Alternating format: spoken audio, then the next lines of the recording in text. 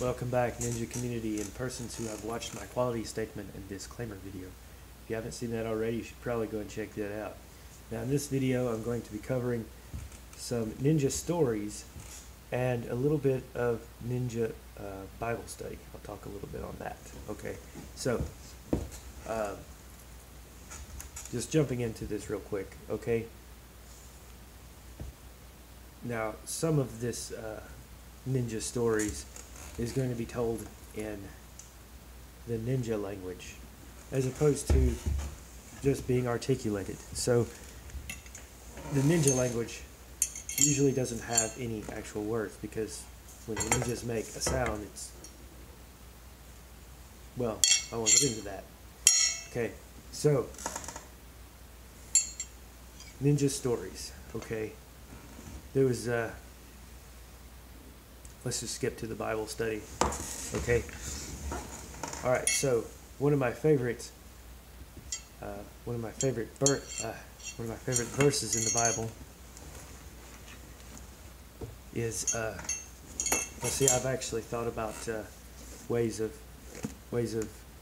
using the Bible as a weapon, but there's actually a lot of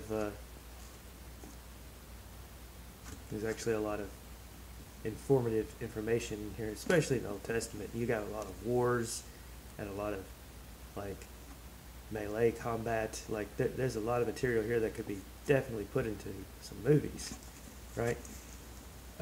Like there's one ninja in there, you know, King David. He was pretty good ninja. Like he goes up against a giant, right? And like that's really ninja right there. But like one of my favorite Bible verses is, "Yea, though I walk through the valley of the shadow of death, I shall fear no evil, for thy rod and thy staff, they comfort me." I think there's more to it, but you just have to go figure it out on your own. Okay, so for like ninja Bible study, I would break it down into, now I'm actually not exactly a scholar of sorts, but I am an ordained minister under the Universal Life Church Monastery from the universe that I'm from. I don't know what this place is like, but I've done research in the universe I'm from quite a bit over a very long amount of time. Okay, so I've looked into what exactly is rod and staff, right? So one of the things that I found out about rod is it's a form of measurement, right? Kind of like a tape measure.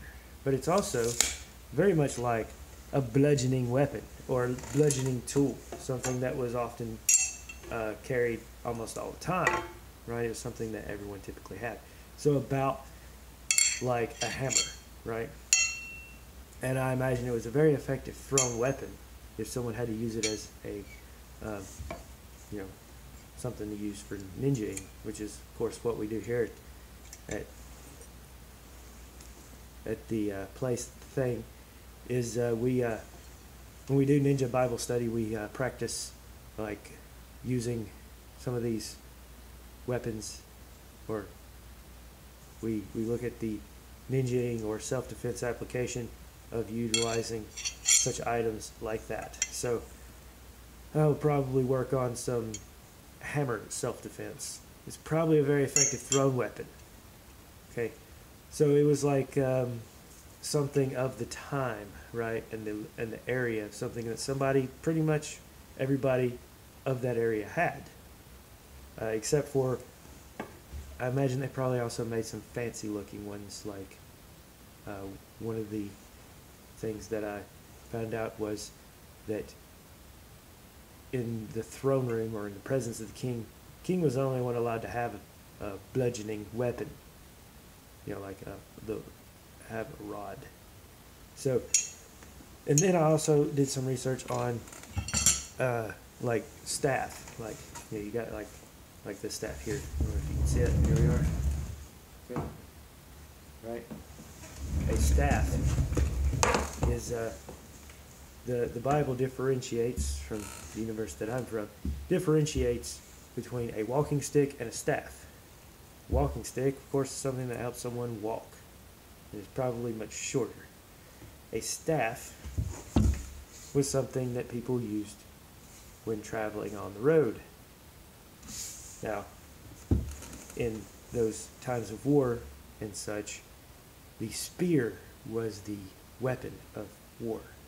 In fact, from the universe I'm from, a spear was known as the king of war for about 2,000 years.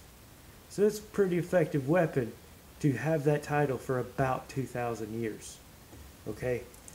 So, and of course it's pretty much just a stick, right? Just a stick.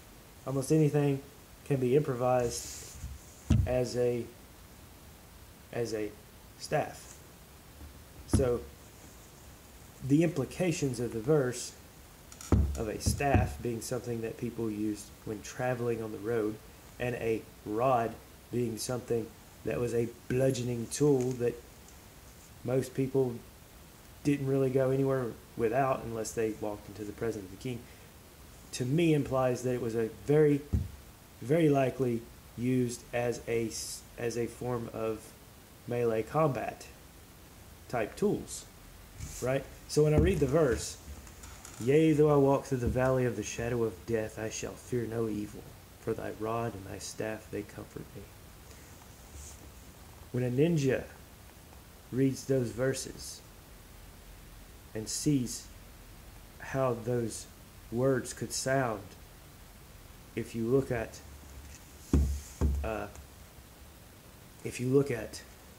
how they could also apply the meanings of the words, which is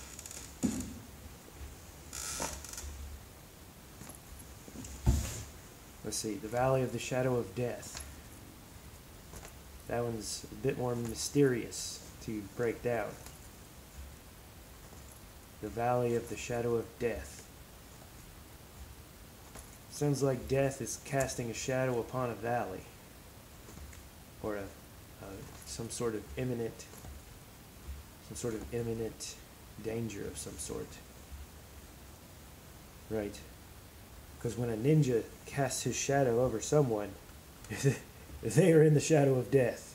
Believe me. Okay? So, yea, though I walk through the valley of the shadow of death, I shall fear no evil. For thy rod and thy staff, they comfort me.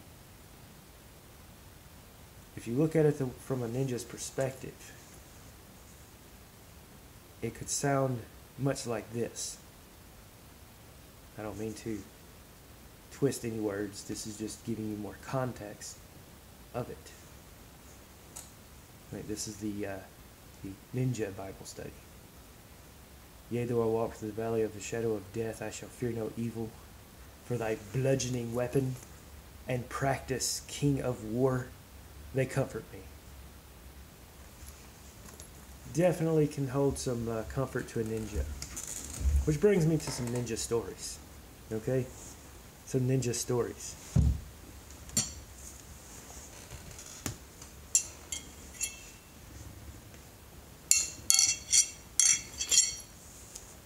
This evolved, the sai evolved from a weapon. Well, it evolved from a farming tool. Something that everyone had. And now it is a very highly effective weapon. And it is a very effective thrown weapon.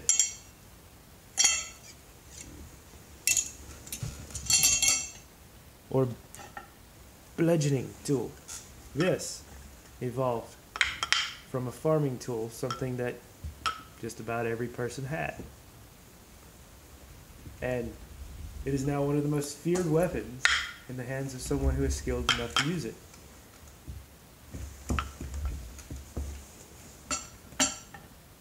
And it's a bludgeoning tool. There are some weapons that aren't exactly bludgeoning. There's some that didn't evolve from uh, a like a farming tool. Some things evolved from like a crutch, right? And like this tonfa here, or bludgeoning weapon. So if a ninja reads Bible verses, they get a little bit more context of like how something might apply. So if you liked my video, feel free to hit like hard like a ninja and subscribe to my channel to be alerted for when I do random videos on YouTube. Feel free to check me out under my artist name, Mel-El, on Facebook. That's M-E-L-E-O. Again, comment on this video and check out my other videos on YouTube. I also have an Instagram, but I'm not going to tell you exactly what it is. You'll have to figure that one out on your own. Let's see. Subscribe to be alerted for when I do random videos. And share my video with people who are ninja, but not with people who ought to be ninja, okay? Because they might accidentally learn something. So until next time, stay ninja, my friends. Stay ninja.